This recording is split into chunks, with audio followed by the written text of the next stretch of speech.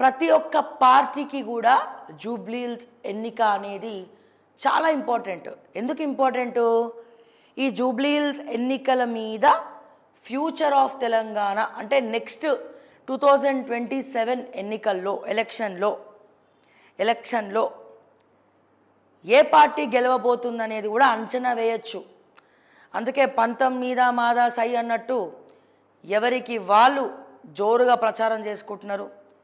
కానీ ఇక్కడ బీఆర్ఎస్లో మాజీ మంత్రులు ప్రతి ఒక్కరు టోటల్ బీఆర్ఎస్ పార్టీ మొత్తం కూడా జూబ్లీహిల్స్లో తిరుగుతుంది. ఒక్కొక్క డివిజన్కి ఒక్కొక్కరిని ఇన్ఛార్జ్గా వేయడం జరిగింది.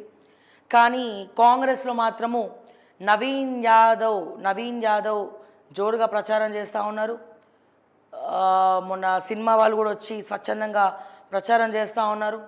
అండ్ అదే రకంగా కాకపోతే రేవంత్ రెడ్డి గారు ఇంకా ఎందుకు రావట్లేదు అనేదే ఒక క్వశ్చన్ మార్కు. మరి రేపో ఎల్లుండో మరి రోడ్ షోకి రేవంత్ రెడ్డి గారు వస్తారు అని చెప్పి విశ్వసనీయ వర్గాల సమాచారం.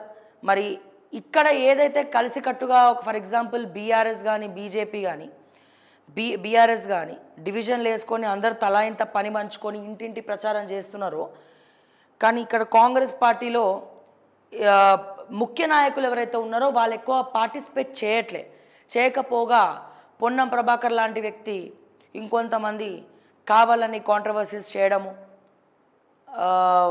ఇష్టం వచ్చినట్టు మాట్లాడడము లాంటివి చేస్తూ ఉన్నారు. కానీ నవీన్ యాదవ్ గారు మాత్రం చాలా కష్టపడుతూ ఉన్నారు. పొద్దున్నుంచి రాత్రి వరకు ఫీల్డ్లో తిరుగుతూనే ఉన్నారు. సో ఎవరు ఏం లేనప్పుడే ఇంటికి ఎవరు వచ్చిన వాళ్ళకి సహాయం చేసినాం. ఒకవేళ ఎమ్మెల్యే అయితే నేను చేయాల్సింది నేను చేస్తా, శాయశక్తుల ప్రభుత్వంతో కొట్లాడి చేస్తా అని చెప్పి నవీన్ యాదవ్ ఆయన స్టైల్లో ప్రచారం చేస్తూ ఉన్నారు. సో ఈ మూడు కాంట్రవర్సీస్, ముగ్గురు నాయకుల మధ్యలో మూడు పార్టీస్ ఆస్పిరెంట్స్ అట్లాగే ఇండిపెండెంట్ ఆస్పిరెంట్స్, సో వీళ్ళందరి మధ్యలో హోరాహోరీగా ఈ కార్తీక మాసంలో మరి జోరుగా ఎలక్షన్ ఎన్నికల పర్వం మొదలవబోతోంది. చూడాలి మన జూబ్లీహిల్స్ నియోజకవర్గం ప్రజలు ఓట్లు ఎవరి వైపు ఉంటాయి అనేది కూడా మనం వేచి చూడాలి. కొత్తగా బీఆర్ఎస్ అయితే డ్రామా మొదలుపెట్టింది. బరాబర్ అది డ్రామానే, పొమ్మనకుండా పొగబెడతా ఉన్నారు. పాయింట్ వైజ్గా మనం చూసినట్లయితే బీఆర్ఎస్ మాగంటి గారి సతీమణి కాదని, మాగంటి గారి అమ్మ కూడా మొదటి భార్యకే సపోర్ట్గా ఉందని, రెండో భార్య తను ఎన్నికలకి సరిపోదు, ఎన్నికలకు ఇబ్బందికరంగా ఉంటుంది, చాలా కాంట్రవర్సీస్, రకరకాల కాంట్రవర్సీస్. వాళ్ళ తమ్ముడు వజ్రనాథ్ ఒకవైపు, అట్లాగే మాగంటి సతీమణి మాగంటి గారి మొదటి భార్య మరోవైపు. మొదటి భార్య కూడా మన మాగంటి గారి తల్లి కూడా, అమ్మగారు కూడా మొదటి భార్య కుటుంబానికి సపోర్ట్గా ఉండడము. సో ఇవన్నీ కూడా బీఆర్ఎస్కి మైనస్ పాయింట్స్.